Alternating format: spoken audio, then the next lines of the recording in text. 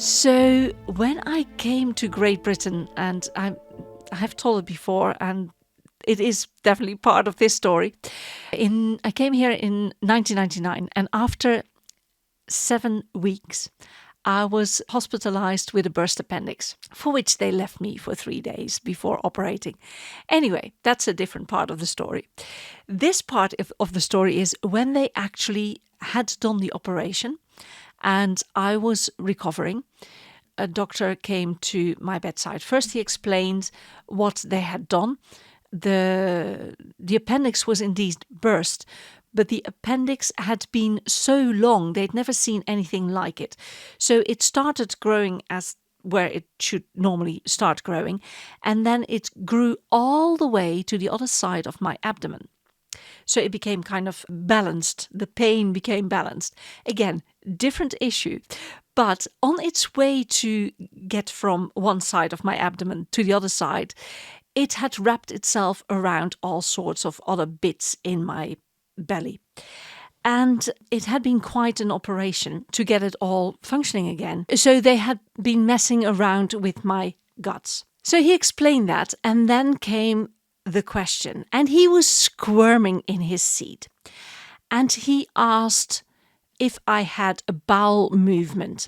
Now, do keep in mind, I spoke English. My English was quite all right, but it was very much the English you learn at school and at university. You know, at school it's kind of general, and at university it's topic specific. And poo was no part of that. Yeah, of course my bowels were moving. I had just had quite an operation and they had moved my bowels around. So my bowels were moving all the time. I could feel them moving in my belly. So I said, yes, my bowels, they move all the time. They keep on moving. And it wasn't the answer he was looking for. So he was squirming again, and he tried to say it a bit louder. That didn't help. To try to enunciate better, that didn't help either, because he got the same response. Yes, my bowels are moving. If I had been clear in my thinking, and I was just out of the operation and they gave me lots of quite heavy medication, so I wasn't all quite there. Otherwise I may have noticed the grammatical inconsistency between the question and the answer.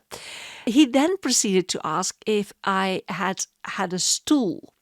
Now, stool, the word stool, if you write it out, is the same word in Dutch for chair. And again, I was messed up. So that did not make sense. That did not land. Why is he asking about a chair?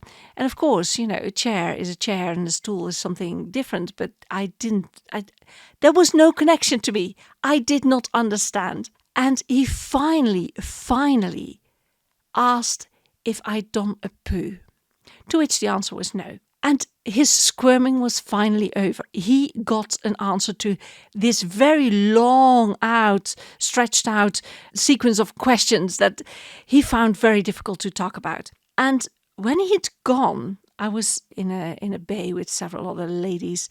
And when I was gone, the ladies, of course, they listened in because, it was entertaining to them. And they were laughing already. And I was quite indignant. I said, why didn't he just say shit? Everyone knows the word shit. And they were besides themselves. They couldn't help but laugh. And I was still indignant. And they explained to me that the word shit is not to be used lightly in Great Britain. Apparently, you're not supposed to use it at all. But I said, but he was trying to communicate with me. And everyone all over the world knows the word shit. And they know what it means. And in the Netherlands, we also use it. We know it's a foreign word, but we use it when things go wrong. It's often used to express your annoyance with the situation. Anyway, at the time, I was very annoyed with the doctor not using words that I understood just because he was uncomfortable. It's like, get on with it. Anyway, it is still a taboo, and I don't really understand it because my cultural background is different.